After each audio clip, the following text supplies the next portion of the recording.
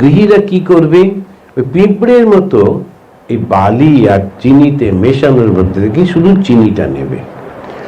আবার বলছেন পানকৌড়ির মতো থেকো, গায়ে জল মেখো না। তো সংসারেতে মেন যেটা হয় সেটা হচ্ছে ইগো ক্ল্যাশ হয়। ইগো ক্ল্যাশের জন্যই সংসারটা ভেঙে ভেঙে যায়। আর আমরা যখন বড় হই তখন যদি ঠিক মতো আমাদের মধ্যে এই ভাবগুলো দেওয়া না হয় তখন এটা প্রচণ্ডভাবে হয়।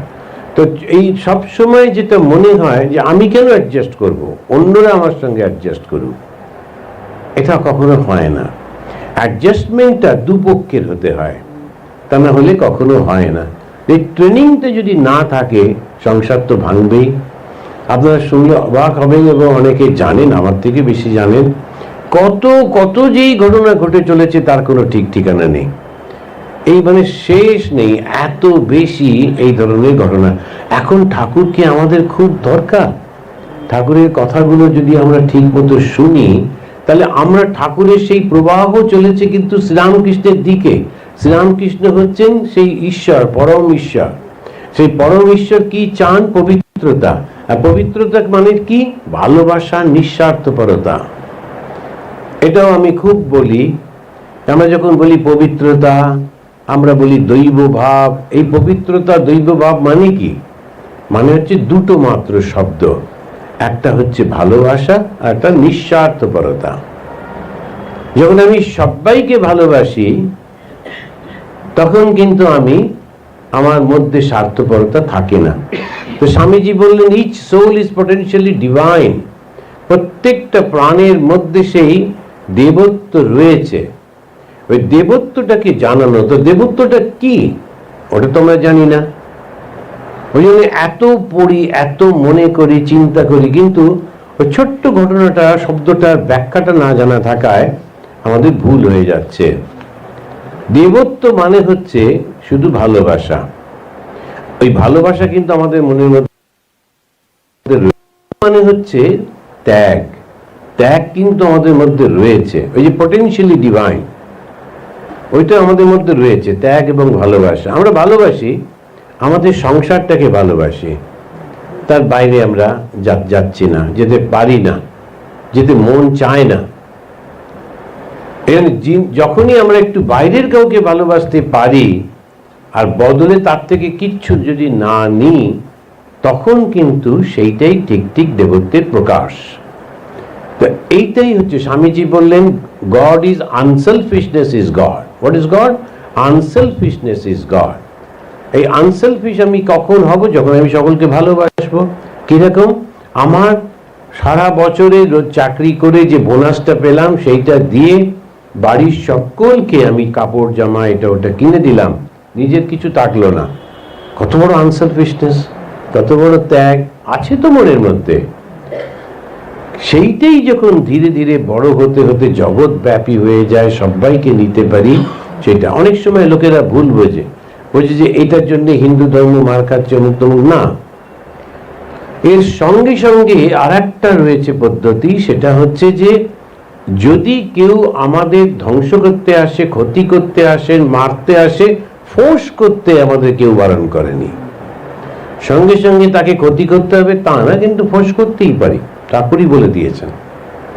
তাই এইটাই আমাদের মনে রাখতে হবে। তো সংসার সব থেকে বড় আশ্রয়, এটা আমরা প্রায় ভুলে যাই। আমাদের তো 4টে আশ্রম আছে, 4টে আশ্রমের মধ্যে সংসার হচ্ছে সব থেকে বড় আশ্রম। তো গৃহস্থ ধর্ম সব থেকে বড় ধর্ম। এই গৃহস্থের উপর সবকিছু নির্ভর করে। যত আমাদের এই যে সবকিছু গৃহস্থ ধর্মের জিনিসগুলিতে যদি দেখি, সন্ন্যাসীদের যে ধর্মটা সেটা একটা অসাধারণ ধর্ম, কিন্তু খুবই ব্যক্তিগত ধর্ম। সে সন্ন্যাসী যখন আশ্রমের মধ্যে থাকছে তার কতগুলো স্টিপুলেটেড ডিউটি থাকে, কাজ থাকে, সেগুলো সে করতে থাকে। কিন্তু সন্ন্যাসী যখন আবার সংসারের সঙ্গে তাকে মিলে থাকতে হয়, তারও খুব চ্যালেঞ্জিং থাকে, খুবই চ্যালেঞ্জিং থাকে, সেটাও একটা সমস্যা থাকে। তো সেইটার জন্য মনে রাখতে হয় আমরা কিভাবে চলবো। অনেক সময় লোকেরা বুঝতে পারে না, ওর উপর ডিপেন্ড করতে থাকে, এই করতে থাকে ওই। যেমন ধরুন যে আমাদের যে বড় বড় স্কুলগুলো আছে, সেখানে ছাত্র ভর্তির জন্য এই সন্ন্যাসীদেরকে নানা রকম ভাবে অনুরোধ করা হয়। অ্যান্ড সেটা ওদের যিনি অনুরোধ করছেন তিনি তো ভাবছেন যদি একটু হয়ে যায় তো ভালো হয়, কিন্তু কথা হচ্ছে যাকে করছেন তার কিরকম একটা অস্বস্তি অবস্থা, সে কোনটা করবে, একে রাখবে নাকি কি করবে বুঝতে পারে না, ভীষণ একটা সমস্যার মধ্যে সে পড়ে যায়। কিন্তু যেহেতু আমরা এই পরিস্থিতির মধ্যে রয়েছি, যেটা করতেই হয়, বুঝতে পারে না যেটা আমাদের হাতের বাইরে।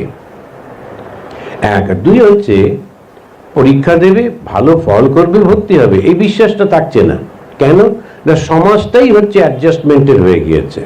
একটু যদি তোমার জানাশোনা থাকে, সঙ্গে সঙ্গে তুমি সব কিছু পেয়ে যাচ্ছ। এটাও তো অন্যায় না, জানাশোনা থাকতে হবে কেন, অটোমেটিক সবার কাছে সব জিনিসটা থাকতে হবে। তো সেই জিনিসগুলিতে যখন না থাকে তখন মানুষ খুব অসহায় হয়ে পড়ে, নানান রকমের সমস্যা দেখা যায়। এবারে তুমি বললেন পাঁকাল মাছের মতো থাকো, আমি কবি পরপর লিস্ট করে নিয়ে এসেছি। তো পাঁকাল মাছ মানে হচ্ছে সে পাঁকের মধ্যে থাকে কিন্তু একেবারে গায়ে পাক থাকে না, সেই জন্য খুব আমরা নোংরার মধ্যে আছি কিন্তু মনের মধ্যে থেকে একদম শুদ্ধতা স্বচ্ছতা রয়েছে। বড় লোকের বাড়ির দাসীর মতো থাকো। যখন সে এটা খুবই, এইটা খুব লোক সাধুরা আমাদের খুব বলেন যে বড় লোকের বাড়ি সে আমার রাম আমার এসব করছে, কিন্তু তার মনটা ওই গ্রামের বাড়িতে পড়ে আছে, সে জানে ওই রকম। অর্থাৎ সংসারে সবার মধ্যে সুন্দর করে থাকবো, কিন্তু আমার মন থাকবে ঈশ্বরে। কচ্ছপের মতো মনটা পড়ে রয়েছে যেখানে তার ডিম রয়েছে, এই সমস্ত উনি বলছেন। এখন এই যে সংসার, এটা কি সম্মুখ সারথি ইয়া সংসার, যেটা বারবার সরে সরে যাচ্ছে। আর সত্যি যেদিকেই তাকাই সব কিছু কেমন সরে সরে যায়। এখন আমাদের রামকৃষ্ণ মঠ মিশনে একটা পার্সোনাল সার্কুলেশন থাকে, সেখানে যে সাধুরা সব মারা যান তাদের ছবি টবি বেরোয়, তা আমাদের বুলেটিন, এখন কত চেনা মুখ সব ছবি বেরোচ্ছে, এই চলে গেছেন ওই চলে গেছেন, প্রতি মাসেই একজন করে সব। আমাদের আগে মোটামুটি 4-5 বছর আগে, 10 বছর আগে ওদের সব মুখগুলো চেনা, কত একসঙ্গে আমরা বড় হয়েছি, এখন সব আস্তে আস্তে চলে যাচ্ছেন। সম্যক সারথি কেউ নেই। আত্মস্থানন্দজি, গীতানন্দজি, ঘনানন্দজি, এরা সব চলে যাবে, এটা ভাবতেই পারতাম না। এখন একজনও ধারে কাছে নেই, সব চলে গেছে, কিন্তু চলেছে প্রবাহ। এখন আমাদের বন্ধু, আমাদের থেকে ছোটরা, তারা কিন্তু এই রামকৃষ্ণ মঠ মিশন চালাচ্ছে, বাবাই যায় না। আগে আমরা ভাবতেই পারতাম না যে ওরা ওই পজিশনে বসে এইগুলো ডিসিশন নেবে, তারা চালাবে, চলছে। তো সংসারটাই এরকম, আমি না থাকলে চলবে না, এই ভাবাটা খুবই বোকামি। আর আমার জন্যই চলছে, এটা ভাবাটা চরম বোকামি। সুতরাং সব কিছু চলতে থাকবে, আমি যতক্ষণ আছি আমি ওই যথারীতি একটুখানি ভালো চেষ্টা করব, যতটা পারা যায় ভালো করতে। তা না হলে আমার যতটুকু ঠাকুর ক্ষমতা দিয়েছেন সেই ক্ষমতাটুকু, এক একজনকে এক এক রকমের ক্ষমতা দিয়েছেন, তো ঈর্ষা প্রকাশ করার কিছু নেই। যাকে যে ক্ষমতা দিয়েছেন সেই ক্ষমতা দিয়ে ঠাকুরের সেবা করছে, তো লক্ষ্যটা কি? এই ক্ষমতা পাওয়া? লোক আমাকে প্রশংসা করবে তা তো নয়। প্রশংসা এক একজন, স্বামী রঙ্গনাথানন্দজি ছিলেন বিখ্যাত বক্তা, এখন কতজন তার নাম করে, আস্তে আস্তে নিউ জেনারেশন লোকে চিনতেই পারবে না, ভুলে যাবে। এখন নতুন নতুন জেনারেশনের সাধুরা আসছেন, তারা একেবারে পাক্কা ভালো সুন্দর ইংলিশে বলছেন, নানান রকম আধুনিক উদাহরণ দিচ্ছেন, এবং আবার আধুনিক সব তাদের খুব ভালো লাগছে। আমরা যারা মাঝ বয়সী, রঙ্গনাথের থেকে নিচে, এদের থেকে উপরে, এখন বিপদে পড়েছি, নাম হচ্ছি না পাচ্ছি ওদের রঙ্গনাথনজির মতো, না পাচ্ছি এদের মতো আধুনিক কি কি সব বলে, নানা রকম কম্পিউটারে সব দিয়ে দিয়ে এখন জাগিয়ে যাক, আমাদের যা হবে হবে। এখন কি করব, তার লোকে বেশি প্রণাম করে না, কেননা আমি অত আধুনিক সব বলতে পারি, তো না করলো কি আর করা যাবে, আজ একটু প্রণামী কম পড়বে তা হোক। দেখেন এইরকম ভাবে আমরা যখন দেখি কথাটা হচ্ছে আমি আমার মতো আমার সময়ের সঙ্গে জীবনটা কাটিয়ে যাচ্ছি, বাস হয়ে গেল।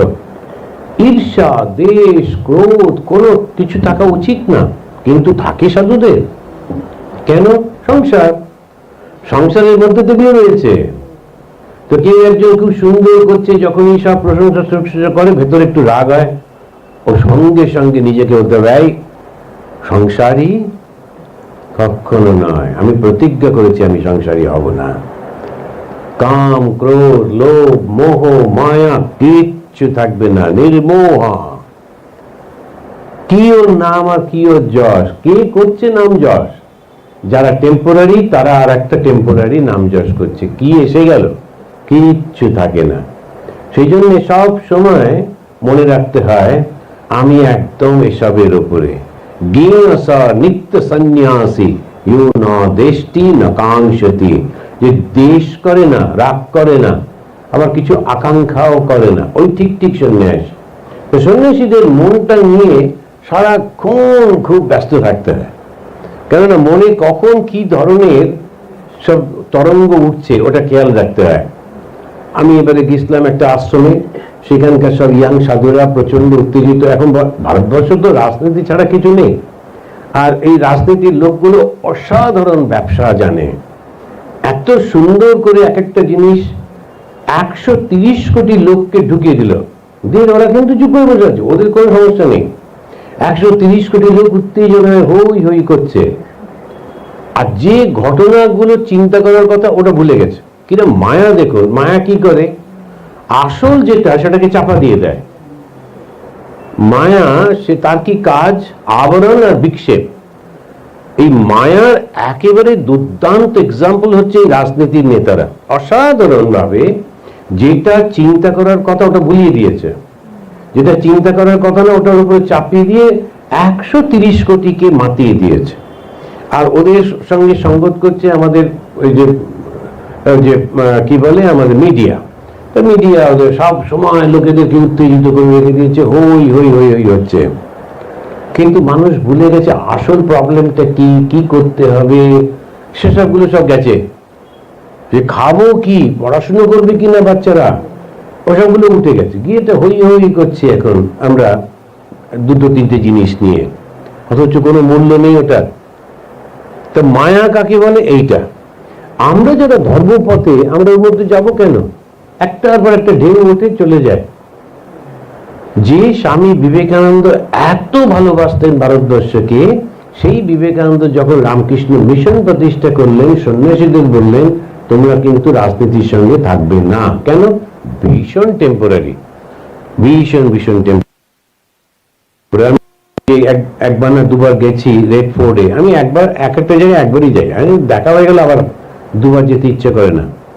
রেড ফোর্টে গেলাম, 10 টাকা দিয়ে টিকিট কেটে সব ঘুরে দেখলাম কোথায় রাজারা স্নান করতো, হামাম টামাম এই সমস্ত হলো টলো করে টুরে মনে মনে ভাবলাম যে ওই পাঁচিলের উপর দাঁড়িয়ে এই বিরাট বিস্তীর্ণ ভূমিতে হাজার হাজার মারাঠা এসেছিল।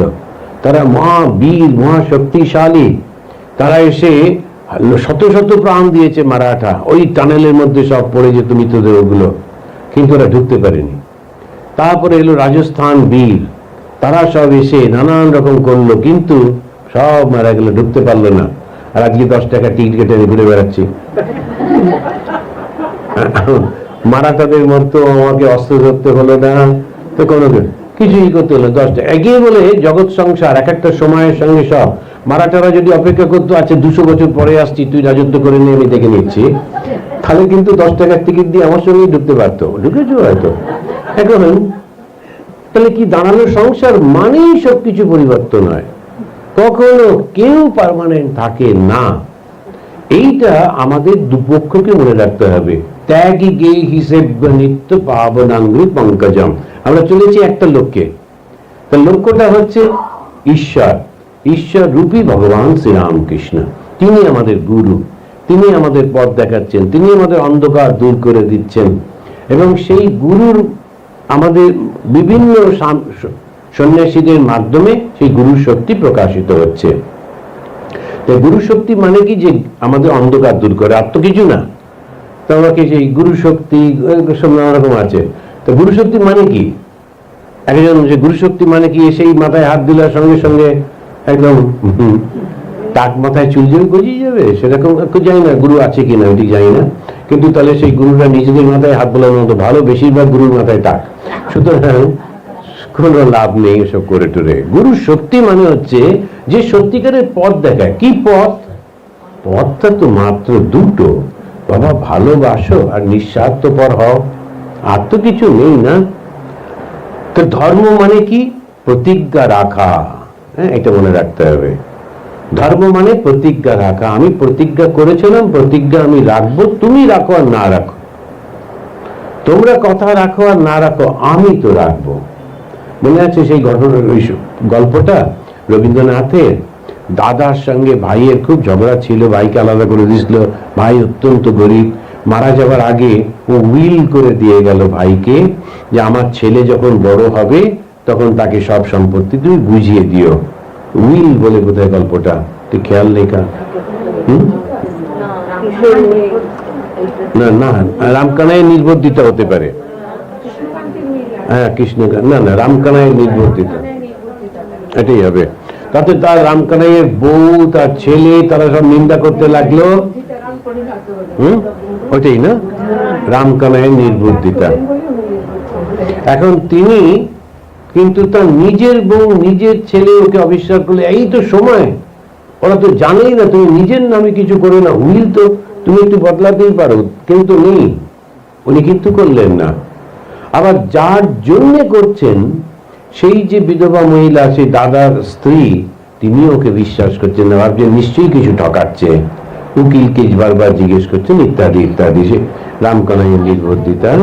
এখন এই যে ঘটনাটার মধ্যে দিয়ে আমরা কি শিখলাম? আমরা গল্পটা পড়লাম, পড়ে আসলে বচনবদ্ধতা, ওনার যেটা বলবার সেটাতে উনি ঠিক একদম সেটাতে ধরে রয়েছেন। এইটাই হচ্ছে ঠিক ঠিক ধর্ম। এটা আমাদের মনে রাখতে হবে, বচনবদ্ধতাটা। তা ধর্ম কি? যেটা আমি কথা দিয়েছি। এখন আপনারা কি কে কথা দিছিলেন? সব স্বামী স্ত্রী দুজনে গিয়ে সেই পণ্ডিতকে ধরতে হবে, কি পড়িয়েছিলেন মন্ত্র আর একবার বলো। 25 বছর আগে, 30 বছর আগে সে পুরোহিত খুঁজে পাওয়া যাবে না, তার ছেলেটাকে ধরতে হবে, ধরে ওইগুলো সব জোগাড় করতে হবে। কি বলেছিলাম বলো তো দেখি, করে টোরে না, সত্যি করে অন্তত পক্ষে এটা জোগাড় করুন কি বলে হিন্দুরা। আর তারপরে দেখবেন এই প্রতিজ্ঞাগুলো ওইতে পালন করলে আর কোনো সংসার ভাঙবে না, প্রত্যেকটা সংসার আনন্দে থাকবে। আচ্ছা, যেই সংসারটা আনন্দে থাকলে তখন স্বধর্ম পালন, এটা কি তো স্বধর্ম বলছে না? অর্জুন যখন বললেন আমি যুদ্ধ করব না, ভগবান শ্রীকৃষ্ণ বললেন যে তোমাকে যুদ্ধ করতেই হবে। তাতে একজন ভদ্রমহিলা তিনি কমেন্ট করেছিলেন, বহুকাল আগে দেখলাম, কোথায় বেরিয়েছিল মনে নেই, তিনি বলছেন যদি কৃষ্ণের বদলে ভগবান বুদ্ধ থাকতেন তাহলে যুদ্ধটা হতো না। ওর হচ্ছে যুদ্ধ না হলে রক্তপাত হতো না, কিন্তু রক্তপাত তাদের বড় কথা নয়, কথাটা হচ্ছে ধর্ম রক্ষা করা। এখন যারা খুব অন্যায়কারী লোক, তাদেরকে শাস্তি না দিলে তো হয় না। তো সেই শাস্তিটা দিতে গেলে তখন মনে হচ্ছে আহারে আহারে আহারে কিসের, ও যখন অন্যায় করছিল তখন কোথায় ছিলে তুমি? সুতরাং আহারে টাহারে ব্যাপার নয়, যখন যার জন্য যেটা সেটা এখন করতে হবে। তো এইটা হচ্ছে সংসারের ধর্ম। রাজার ধর্ম রাজা করবে, ক্ষত্রিয়দের ধর্ম ক্ষত্রিয়রা করবে, ব্রাহ্মণের ধর্ম ব্রাহ্মণ করবে। কিন্তু ব্রাহ্মণ যখন মানুষকে ঠকাচ্ছে সে আর ব্রাহ্মণ নয়, ব্রাহ্মণ যখন মিথ্যে কথা বলছে ও আর ব্রাহ্মণ নয়, রাজা যখন নিজের প্রজাকে অত্যাচার করছে ঠকাচ্ছে সে কিন্তু আর রাজা নয়। এইটা মনে রাখতে হবে, ওইটা ধর্মের অবক্ষয় হয়ে যাচ্ছে। তাহলে ত্যাগী আর সন্ন্যাসী, ত্যাগী আর গৃহীদের মধ্যে মিলটা কোথায়? কথা রাখা। যে গৃহী সে কতগুলো কথা দিয়েছে সে কথা রাখবে, ত্যাগী কতগুলো কথা দিয়েছে সে কথাটা রাখবে। এইবারে তারা চলেছে কোথায়? ঈশ্বরের দিকে। ঈশ্বর কে? ঈশ্বর হচ্ছেন ভালোবাসার পরিপূর্ণতা। স্বামী বিবেকানন্দ যখন জিজ্ঞেস করা হলো যে আপনি ঠাকুরকে কিভাবে ব্যক্ত করবেন, উনি বললেন LOVE পার্সনিফাইড, লাভ পার্সনিফাইড। তো ঈশ্বর হচ্ছেন সেই ভালোবাসা। আর এই ভালোবাসা সবাইকে নিয়ে, কাউকে বাদ দিয়ে না। যখন আমি কাউকে হিংসা করি আমি কিন্তু কখনো ভালোবাসতে পারি না। সুতরাং ওইটা মনে রাখতে হবে, ভালোবাসা হচ্ছে সবাইকে নিয়ে। আর যেই আমি সবাইকে ভালোবাসি তখন আমার স্বার্থপরতা থাকে না। তাহলে ঈশ্বরকে ভালোবাসা আর নিঃস্বার্থপরতা। ধর্ম কি? নিজের কর্তব্য পালন করা, যে কথা আমি দেব সে কথাটা আমি রাখবো, এইটুকু। আমি সত্যি অবাক হলাম, কেন স্বামী অবাক, আমি চিন্তা করতাম স্বামী বিবেকানন্দ 1894-এ নিউ ইয়র্কে প্রথম বেদান্ত সোসাইটি তৈরি করলেন, বেদান্ত সোসাইটি করলেন, রামকৃষ্ণ মিশন নয়। আবার ভারতবর্ষে এসে 1897-এ 1 মে তিনি রামকৃষ্ণ মিশন প্রতিষ্ঠা করলেন। কেন ওখানে বেদান্ত সোসাইটি করলেন? তার কারণ ওরা কিন্তু চরিত্রের দিক দিয়ে অনেকটা এগিয়ে রয়েছে। আমরা যেমন আকচার ভিত্তি বলতে বাধ্য হই, বলাটা আমাদের অভ্যাস হয়ে গিয়েছে, হিপোক্রেসিটা আমাদের চরিত্রের মধ্যে ঢুকে গেছে, ওদের কিন্তু তা নেই, একদম পরিষ্কার পরিচ্ছন্ন। এই যে ভাবটা বিশেষ করে আমেরিকার মধ্যে এসছে, হবেই।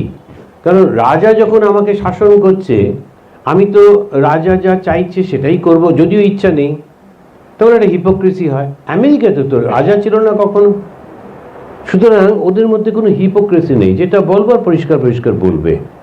তা আমি ভেবে দেখুন, আপনি যে দাঁড়িয়ে কথা দিলেন না, ব্যাস হয়ে গেল। আমি শুনেছি যারা 60s-এর দিকে আমেরিকায় গেছিলেন, ফার্স্ট ব্যাচ বলা যেতে পারে, ইন্ডিয়ান ইঞ্জিনিয়ার্স, ওরা গিয়ে কিন্তু কোনো রকম সার্টিফিকেট কাউকে দেখাননি, বলেছেন আমি হচ্ছি ইঞ্জিনিয়ার অমুক, ব্যাস হয়ে গেল। মুখের কথায় ও বলেছে মানে তো সত্যিই বলছে না, ও মিথ্যে কেন বলবে? এই রকম। এখন এই যে পুলিশগুলো থাকে, একটা পুলিশ পুরো কন্ট্রোল করছে রাস্তা, একটা পুলিশ একটা গাড়িতে। আমাদের পুলিশের নিচে আরেক ধরনের লোক, তার নিচে আরেক ধরনের লোক, তারপরে আবার পানের দোকানে একটা লোক লাঠি নিয়ে থাকে, সেটাও একটা আছে পুলিশের। সেটা পুলিশ নিজে না পিটিয়ে ওকে দিয়ে বলে, আচ্ছা মেরে আয় তো একটু, আমি মারতে পারছি না, আমার অসুবিধা আছে। এখন এইসব হয়, এত কিছু করেও কিছু হচ্ছে না। কেন কি? আমরা কিন্তু হিপোক্রেসিটা আমাদের নেচারের মধ্যে, কিন্তু আমাদের দোষ নেই। সেই কবে থেকে রাজতন্ত্র চলছে, আর তারপরে একদল বিদেশি এলো, তারা আমাদের শাসন করতে লাগলো, তারপরে ব্রিটিশরা এলো, আমাদের দম বেরিয়ে যাচ্ছিল। তো এখন রাজাকে খুশি করবার জন্য আমরা এরকম বলতাম, করবোটা কি, উপায় তো নেই। হিপোক্রেসিটা আমাদের নেচারের মধ্যে, যেটা মনে ওটা বলতে পারি না। তো ঠাকুর কি বললেন? মন মুখ এক করাই। আবার সেই ঘুরে ফিরে বচনবদ্ধতা, আমি যেটা মনে ছিল সেটাই আমার মুখে আছে, আর যেটা বলেছি ওটাই আমি চিন্তা করি, সেই বচনবদ্ধতা। ওদের মধ্যে কিন্তু আপনি কখনো ওরা করবে না। আমি যখন প্রতিজ্ঞা নিচ্ছি, আমার যে পাসপোর্ট হলো আমেরিকান, প্রতিজ্ঞা নিতে হয়। প্রতিজ্ঞা মানে আমেরিকান একটা ফ্ল্যাগ থাকবে কিংবা আমেরিকান একটা সিম্বল থাকলো, সেখানে গিয়ে তার দিকে হাতটা এমনি করে দেখিয়ে প্রতিজ্ঞা করতে হয়। আমেরিকান সাধুরা যখন পুজো করে, ওরা দেখলাম এরকম হাতটা করে, ওই যে আমাদের যে পুজোর মন্ত্রের যে প্রতিজ্ঞাটা আছে, আচ্ছা আমি অমুক অমুক এরকম পুজো করবো, এ করবো, সে ঠাকুরের দিকে এমনি করে বলে, হাত তুলে বলা মানে আমি সত্য করব, বলেছি করব। তো আমি যখন প্রতিজ্ঞা নিচ্ছি, তার আগে একটা লিস্ট ছিল যে এইগুলো বলতে হবে, আমি এখন আমেরিকার নাগরিক, দরকার পড়লে আমেরিকার জন্য আমি এই করব সেই করব। একটা আছে আমি অস্ত্র নিয়ে যুদ্ধ করতেও রাজি আছি।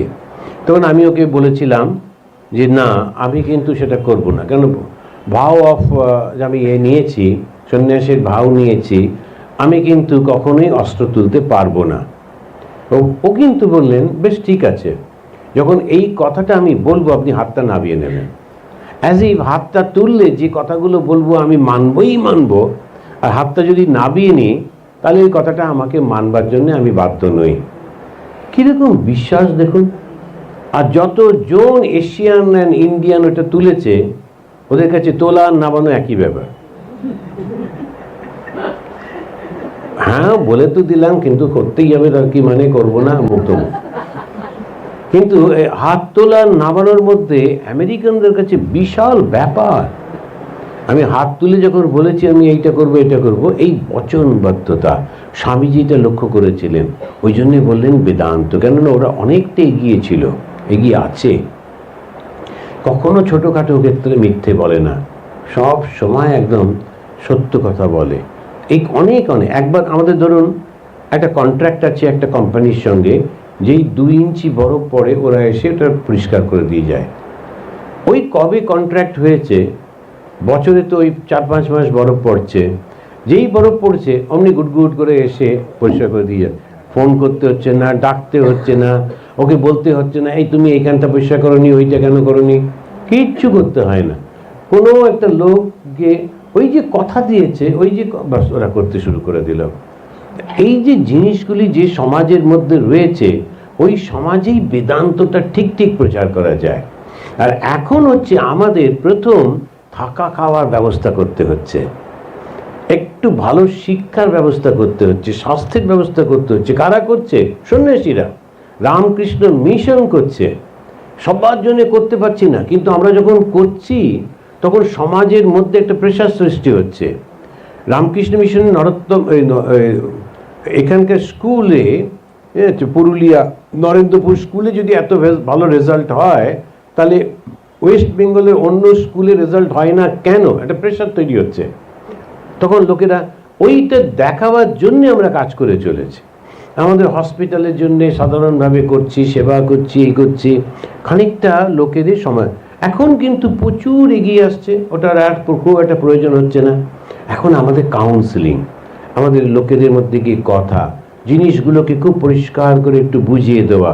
তাহলে কনক্লুড করি, একই কাকে বলে সাধারণভাবে যে 2 হাত দিয়ে ঈশ্বরকে ধরে রাখছে তার সর্বতভাবে সারা জীবনভর। আর গৃহীকে যে এক হাতে স্বধর্ম পালন করছে, নট সংসার ধরে আছে, স্বধর্ম পালন করছে, আর এক হাতে ঈশ্বরকে ধরে আছে। এই দুটো প্রবাহ চলেছে ঈশ্বরের দিকে। তো এই যখন আমরা যাচ্ছি, তো আমাদের কি করতে হবে? ধর্ম পালন করতে হবে। তা আমাদের ধর্ম পালনটা কি? ধর্ম পালন মানে কথা রাখা। ধর্ম পালন হচ্ছে কথা রাখা। আমি গৃহী হিসেবে যে যে প্রতিজ্ঞাগুলো করেছি সেইগুলো আমরা রাখছি। আর আমার ঈশ্বর মানে কি? কার কাছে আমরা যাচ্ছি? ভালোবাসা আর নিঃস্বার্থপরতা। কেমন বক্তৃতার পর তার সুন্দর একটা হাই তুলে চলে গেলাম, আর আমিও এখানে ভালো ভালো একটু খাওয়া দাওয়া করে শেষ করলাম, তা যেন না হয়। একটা কিছু ক্যারি করতে হবে মনের মধ্যে। তো এই জিনিসটা মনে রাখতে হবে, সেই জন্য আমি সবসময় ওই জিনিসটা করি একটু যাতে মনে থাকে। তো ধর্ম হলো কথা রাখা। কথা যখন দিয়েছি কথা রাখবো, কথাটা হচ্ছে সেই ধর্ম। আর যখন আমি ঈশ্বরের কাছে যাচ্ছি, ঈশ্বরের কাছে গিয়ে আমি তো কি দেখবো? দেখবো তিনি ভালোবাসায় ভরা, আর তার কোনো স্বার্থ নেই, কোনো স্বার্থ নেই, আর তিনি ভালোবাসায় ভরা।